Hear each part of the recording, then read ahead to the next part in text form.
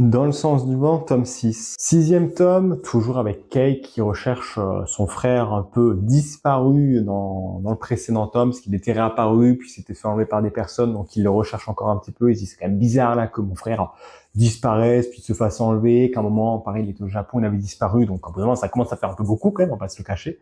Mais ouais, il va chercher tout ça. Alors, je vais pas forcément trop spoil, parce que j'avoue que c'est un élément, tu t'y attends pas forcément trop, mais moi je suis encore un peu circonspect en mode savoir est-ce que c'est vraiment passé, est-ce que c'est pas quelque chose qui essaie de nous mener en bateau ou autre chose, mais on découvre un peu ce qui s'était passé sur son frère, et Rei va décider d'aller vite fait un peu au Japon pour essayer de se ressourcer, penser un peu à autre chose, essayer de pas forcément trop dire, mais ouais, penser un peu à autre chose et de vivre un peu différemment, vivre un peu de manière simple. Il va être avec son grand-père, parce que j'ai une page ici, le grand-père dans une vieille maison. Alors je crois que c'est la sienne ou l'une des maisons qu'il avait louées ou qui est avec quelqu'un, je sais plus forcément trop, qui fait avec quelqu'un. Donc ouais, il va essayer un peu d'aider une fille là qui a des problèmes avec des motos, de faire du travail un peu manuel, de faire des choses un peu différentes qu'il faisait pas d'habitude, et comme dit pour essayer de se ressourcer et reprendre un peu du temps pour lui-même.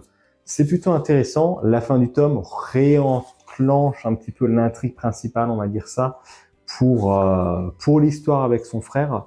En mode ouais, il y a quand même des choses un peu bizarres. Même lui, il y croit pas. Il se dit c'est quand même bizarre que tout ça se soit arrivé comme ça et que d'un coup on nous annonce ce truc alors que ça n'a jamais été le cas. Et même lui a l'air de pas forcément trop connaître.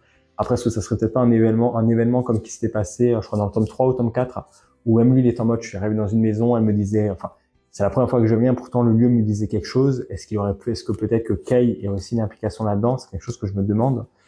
Après, je pense qu'on le saura peut-être pas dans le prochain tome, mais on le saura peut-être un jour. J'espère en tout cas, j'espère que d'ici là, j'aurai pas oublié quand la série sera finie et que je serai encore vivant, que je lirai encore des mangas quand ça sera dispo. Mais ouais, clairement, dans le sens du vent, très bon tome 6, un peu différent comme niveau. Ce que je disais un peu, la série est vraiment compliquée à présenter, à vendre peut-être.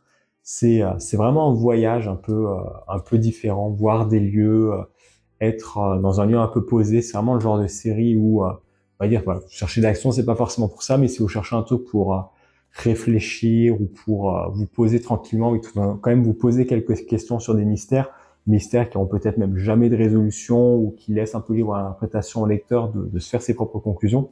Je pense que ça peut être un bon récit pour vous. Et toi, t'en penses quoi?